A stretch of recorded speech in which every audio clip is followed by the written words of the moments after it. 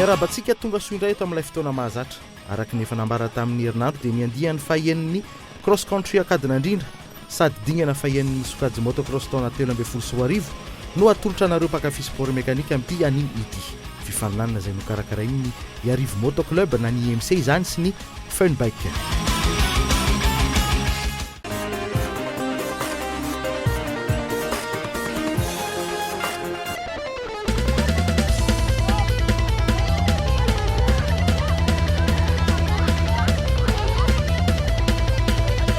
Mpanamory telopolo mahery no namaly ny antsony mpikarakara tamin'ity andihan'ny faheniny ity ary nahitana ireo avy any Toamasina, Atsirabe ary tsy adino ireo sangany avy eto an-drenivohitra.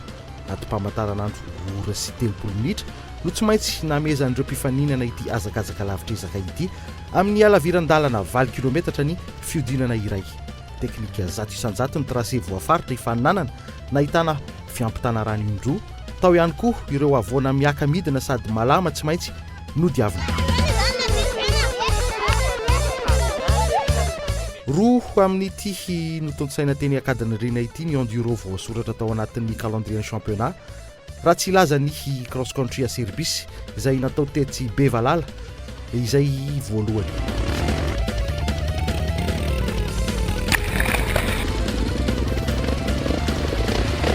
Isany nandrasana mafy ny vokatra teo amin'ireo loha larana miady ny anaram-boninahitra dia i Ted sy Claudio izany.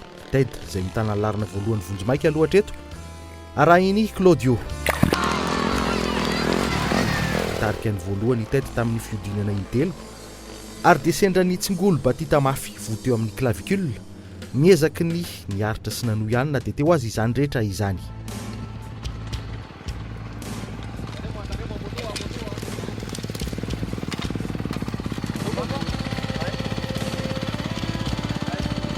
J'ai la clavicule cassée et ça fait 3 tours et j'ai trop mal.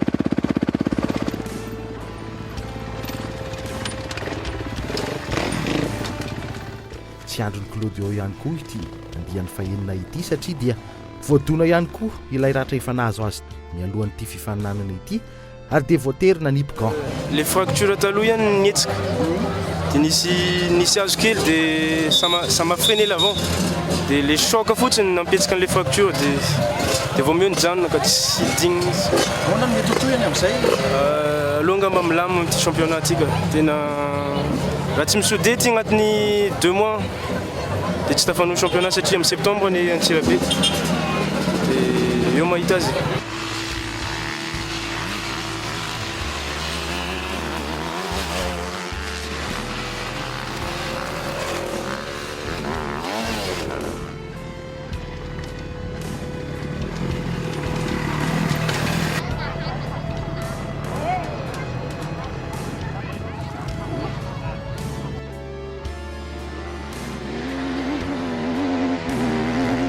Nazava be ny lalana ho an'ny Tso sy ireo nanaraka.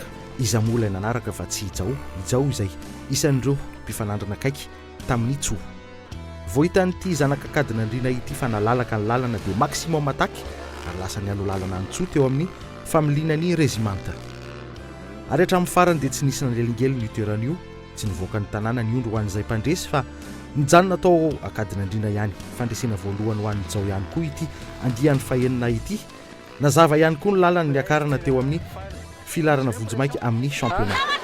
Tsy misy pression tsony, lasa nanao départ ratsy be dia tsy niteny hoe bon on peut plus gagner quoi. Dia kay j'ai pas laissé tomber dia nandeha fotsiny nandeha dia voalohany. Fiodinana intelo amby folo ny vitany nandritry ny adiny roa sy sasany niaraka tamin'ny Suzuki RMZ 250.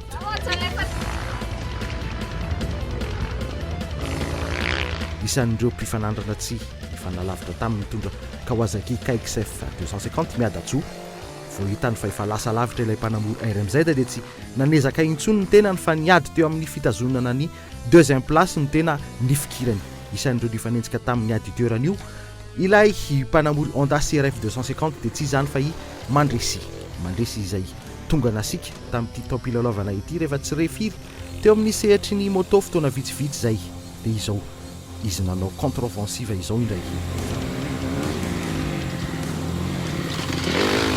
zarambana ilay toerana faharoa na dia teo aza ny pression napetraka ilay mpanamory Honda arak'izany dia itso no nanaraka nyjao teo amin'ny larana faharoa mitovy ny fiodinana vitan'izy rahalahy sarotra be physiquement na dia mécanique ny moto vaky pneu dia tsy maintsy nanolo pneu nenjera tsy haiko hoe impiry premier tour deuxième tour dia avy eo vao nahazo rythme fa nday mandresy kosa no nanakatona ny podium fiodinana intelo amby folo hatrany Oh, super course. De retour à la compétition, ça fait plaisir. Ça fait 1 an que j'ai pas roulé quoi. Et là je crois que j'ai tapé 3e comme à Cherco, donc top, super content. Le physique il a pas vraiment suivi mais c'était super.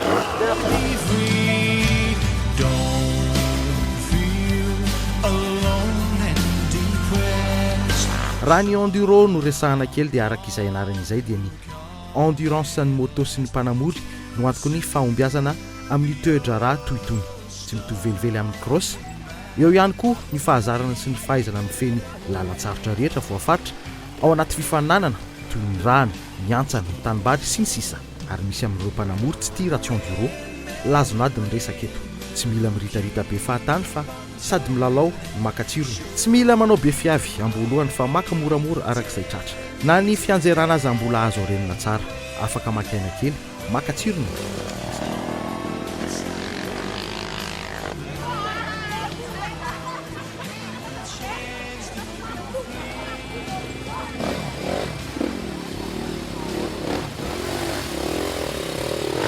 isan'ireo mpanamory azo lazaina fa mankafy itony karazan-dalao itony Paolo Privé mpanamory efa zokony amin'ny traikefa ihany koa mitondra Oski TXC 310 no nilahatra teo amin'ny larana faefatra na vita ny odidina anakadina indrina 13 tao anatin'ny adin-drora sy sasany. Je sais pas, je sens que ça s'est bien passé, mais je ne sais pas. C'était où le plus dur? Le plus dur, c'était le Devers. Les 2 Devers qui sont derrière la colline.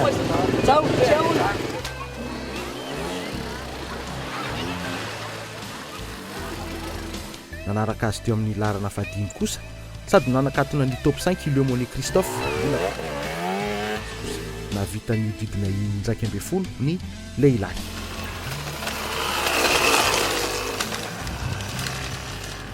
C'était très beau, très belle montagne, très belle campagne, très beau ruisseau, tout était super, magnifique. Isan'ireo ny fampitana tamin'ny teny ampiandohany Kiki saingy nisy ny fianjarana dia namela lalana ireo efa zoko be. Isan'ireo ny alandarana ihany koa Hijano ny anjera ihany koa dia tsy afaka nanohy intsony tsy nisy valaka toy ny tamin'ny herintaona ny navo azy vo teo amin'ny loalika.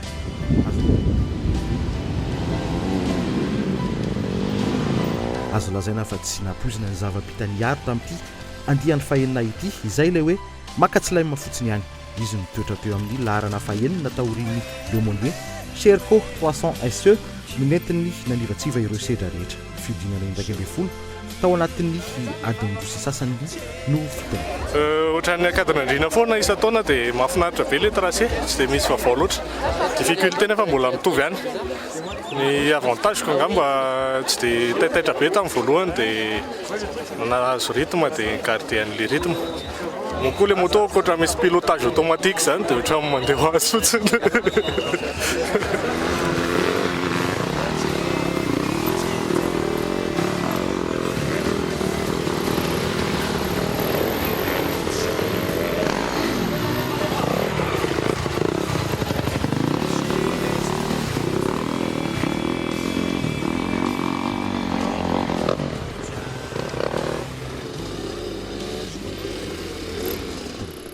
isan'ireo mpakafy enduro Itorio avy any Antsirabe izy no nanaraka ny aro teo amin'ny larana fahafito Kawa KLX 250 no nentin'ny lalao latsaka tory iray izy mihoatra amin'ny iaro.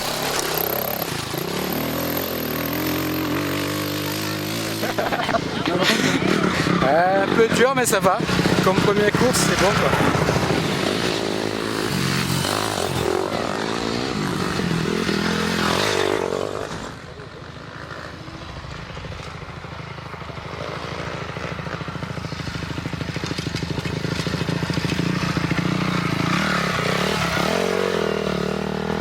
inaina nitondra Honda CRF 250 kosa ny teo amin'ny larana fahavalo 10 tour hatrany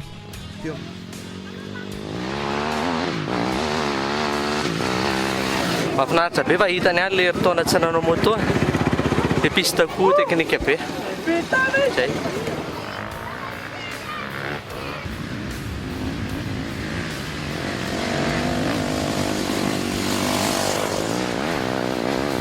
teo amin'ny larana fahasivy no misy any GCS na i Cédric tsy izy stewart fa mpanamory hafa CRF 250 no netiny lalao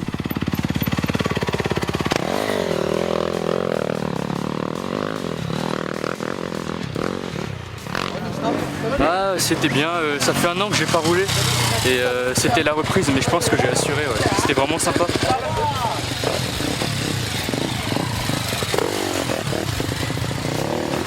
mpanamory faharoa avy any Tomasina ankoatran'ny Claudio dia tsy izany fa i Roland Ratsiraka nitondra Husky TC 250 no nanakatona ny top 10 fiodinana impolo ihany koa no vitany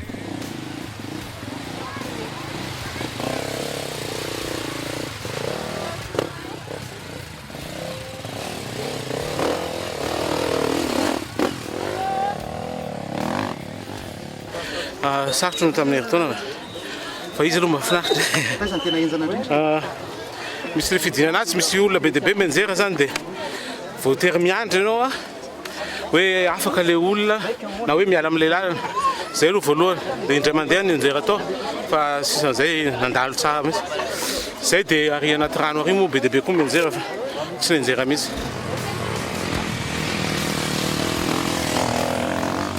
fiodinana impolo ihany koa ny vitany Thierry nitondra KTM SX 250 tamin'ity dingana fahaeniny championnat ity sady andian'ny fahaeniny cross country akadina indrindra ary izy no nanaraka ny Roland teo amin'ny larana faraky amby folo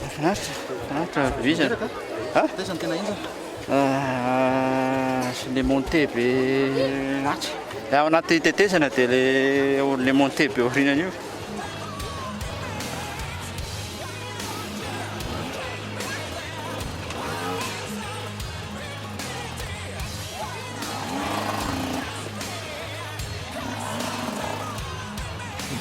mpanamory eniny no nahavita ny odidina impolo ary namarana izany dia i Ribo Olivier nitondra ilay Ozaberg de temps tsy ny aben'ny cylindre no koty fa ny fahaizana migere tany amin'ny larana faharoa amby folo no nisy azy teo amin'ny vokatra farany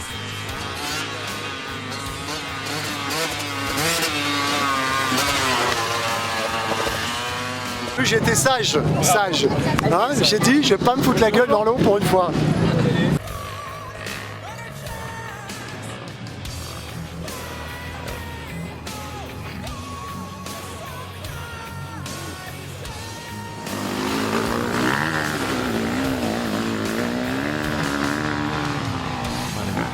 Ny enduro de 2h30 afaka milalao daholo na kely zany na ny lehibe mpanamory minivera dimy no nisoratra anarana tamin'ity dingana fahaeniny championnat ity nisy anyaina Kevin sandratra Randy ary finaritra saingiaina no aingam-pandeha indrindra tamin'izy dimy lahy ireto teo amin'ny larana fahatelo amby folo no nisy azy CRF 150 no netiny lalao teto ary fiodinana intsivy no vitany tao anatin'ny adin-droso sasany izy arak'izany no nibatany amboaran'ny minivera tamin'ity dingana fahaenina ity miampy gisa iray. C'était bien, c'était assez dur mais c'était bien. Passage à l'eau, c'était assez dur. Je suis tombé une fois dans l'eau là-bas et puis heureusement qu'elle n'est pas morte ma moto.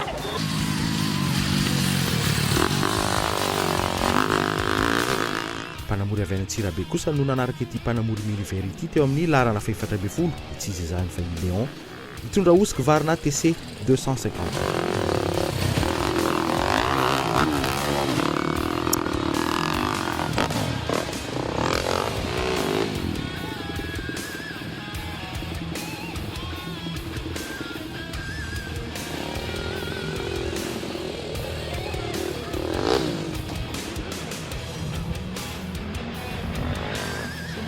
Mafy ny lalana. Teknika be ny lalana. Tena marina. Fianjarana maromaro ihany fa fianjarana moramora.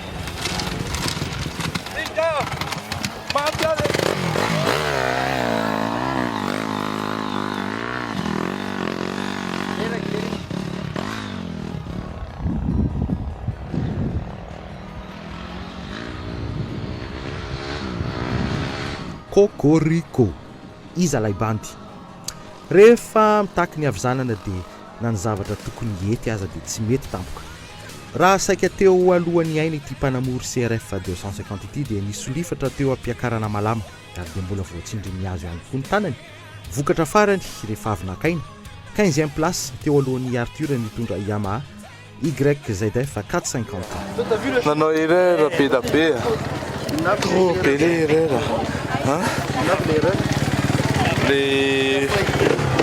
le favalaka dia mbola miakatra amin'le franchisement tokony mba nandeha échappatoire.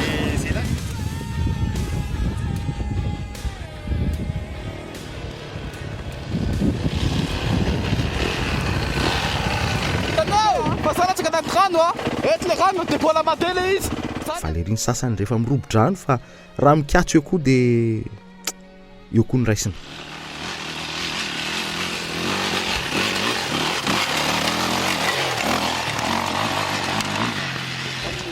Bah, c'était dur.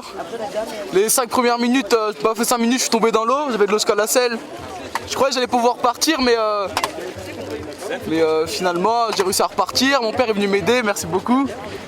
Et on m'a soutenu jusqu'au bout, donc je suis content, peu importe le classement aujourd'hui. Je suis content d'avoir pu finir la course et merci à tout le monde pour cette superbe course. Merci. 2h30. Mpanamory Miniver no teo amin'ny larana fa 7 ny Randy nitondra CRF 150 izy no faharoa teo amin'ity sokajy ity fiodinana intsivy no vitany. Sarotraritra ko fizambizana. Le any amin'le ohatran'ny misy ohatran'ny fiakarana sy fidinana be iny.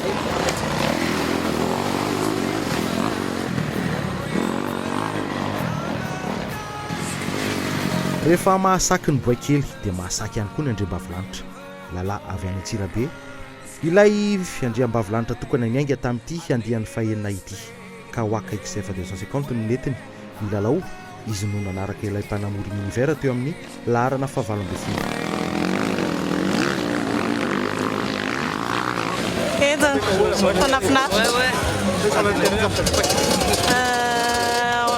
Le miakatra dia le ao anaty rano. Intelo gamana.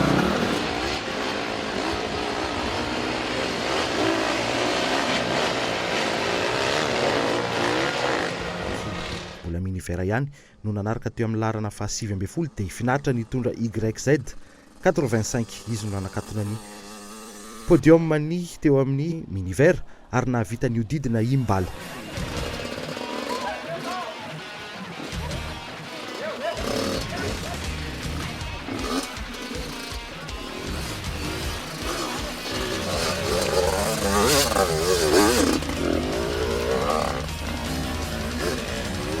Nijery atao anaty rano tamin'ny premier tour dia maty dia tsy maintsy niandrontsika le rano zay atao verina familay. Eric Baron nitondra CRF 450 no nanakatona ny top 20 teo amin'ny vokatra ofisialy.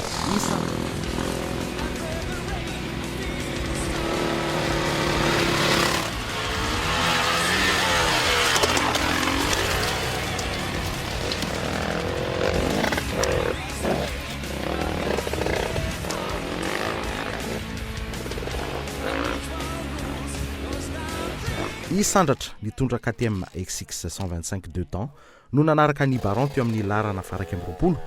Narahiny Rado nitondra CRF 250 teo amin'ny larana fa 20. C'était bien, surtout par rapport à Pévala. Là j'ai assuré, je crois. Enfin j'ai pas assuré, mais moi je suis pas tombé et tout, c'était bien.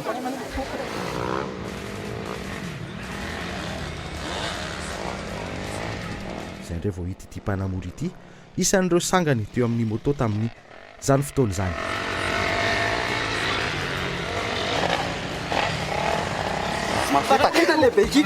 Tapaka. Mila fizika be le izy. Dia mila fiomanana be. Zany hoe tsy maintsy atao fotsiny izay atongavana hatramin'ny farany. Lalao e. Lalao. Zay.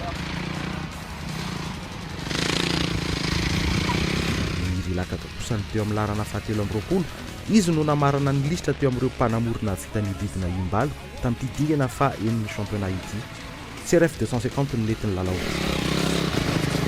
Mahafinaritra aloha ilay izy, tena mahafinaritra, tsy dia misy risque loatra, tsy dia hoe misy zavatra hoe mamparatra hoe handratra zany. Dia ohatr'izay zany izy fa nafinaritra ny organisation.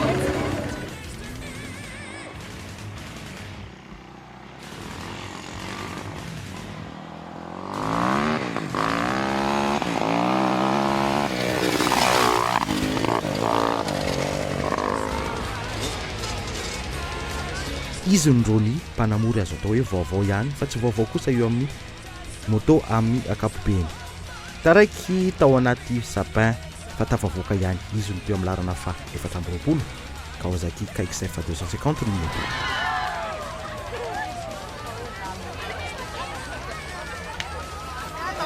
Oh, c'était super, moi j'ai tombé trop gras au mot. Il y a plein de fois, mais c'était waouh. Merci pour les organiser quelque chose comme ça, c'est super gros. Saika ratsy tsy ngolo batitany natao anaty lavaka. Fiverenana eo amin'ny sehetry ny moto indray. Izy no nanaraka ny Rony teo amin'ny larana fa 520. Izy mirala ireo dia samy nahavita mididina impy. Enjana be le circuit. Fizika be le izy. Ho anako aloha tiany course voalohany amin'ity saison ity dia mafy be. Mafy le circuit fa vita ihany. Tedy kosa ny teo amin'ny larana fa 20. Tsy ny abandonne fa niandry ny tour farany sy ny drapeau à damier.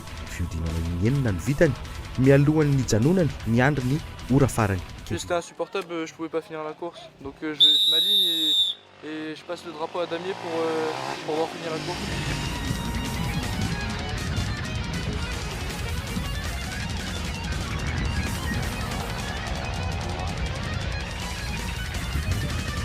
Kevina kosa ny teo amin'ny larana fa 720 sokajy miniver.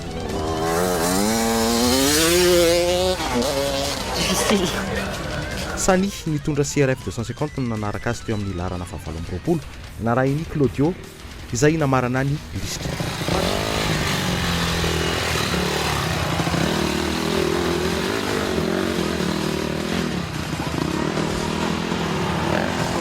Ah, c'était génial, c'était vraiment cool. Bah. Il est tombé en l'eau et il a plus fait. J'étais tombé dans l'eau, il y avait trop d'eau dans mon moteur et ça n'a pas démarré. Et puis j'ai arrêté un peu et en fond j'ai fait un tour et voilà c'est tout. Mais c'était bien, c'était bien. Mpanamory 720 tamin'ireo 30 maherina indray fiangana no tody hatramin'ny farany tamin'ity andian'ny fahen'ny cross country akadandrina ity. Raha ny filarana eo amin'ny vokatra vonjimaika aloha dia mbola mitarika itaidy arahiny Claudio. I Matias no eo amin'ny larana fahatelo ary Jao no larana faefatra. I Julien kosa no mamarana ny top 5. Mbola vokatra vonjimaika fa tsy mbola vita ny lalao. Mbola misy dingana telo vao ho fantatra hoe iza no isalotra ny anaram-boninahitra amin'ity top ilalaovana 7 ity. Izay no momba iny fa anaraka sary vitsivitsy sika dia akafizo ary.